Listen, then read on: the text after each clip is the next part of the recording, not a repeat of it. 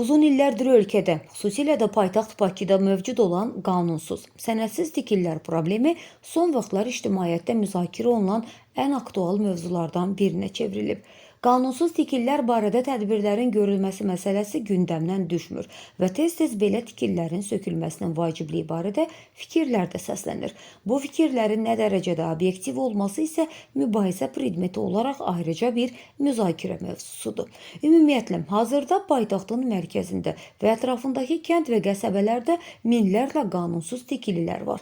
Sözgedən tikililərin böyük əksəriyyətinin yerli icra orqanlarının rəsmi olmasa da şifahi razılığı əsasında inşa edildiyi heç kəsə sir deyil. Bu icazələrin hansı məqsədlə, humanizm və ya maddi maraqlar baxımından verilməsi isə nəticəni dəyişmir. Çünki Azərbaycanda yerli icra strukturlarının sözün əsl mənasında çox diqqətli və nəzarətlərində olan ərazilərdə bütün proseslərdən xəbərdar olduqlarını nəzərə alsaq, hansısa məkanda gizlincə daşın daş üstünə qoyulması mümkün olsa da, bir otaqlı olsa belə hər hansı bir evin və ya digər obyektin tikilməsi qeyri-realdır.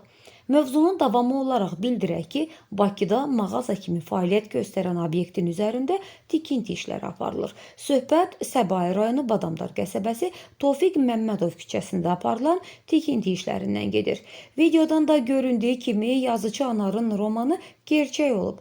Fərq 3 mərtəbəli binanın 4-cü mərtəbəsidir. Bu gedişlə 5-ci, 6-cı mərtəbələrin tikintisinə də cəhd ediləcək.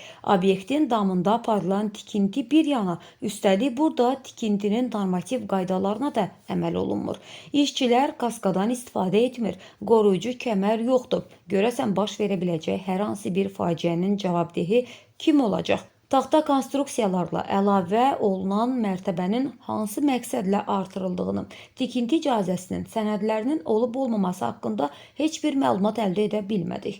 Görüntülərlə bağlı qarşı tərəfin də mövqeyi olarsa işıqlandırmağa hazırıq. Ümid edirik ki, lazımi qurumlar, xüsusilə də Səbail rayon İcra Hakimiyyəti məsələyə münasibət bildirəcək.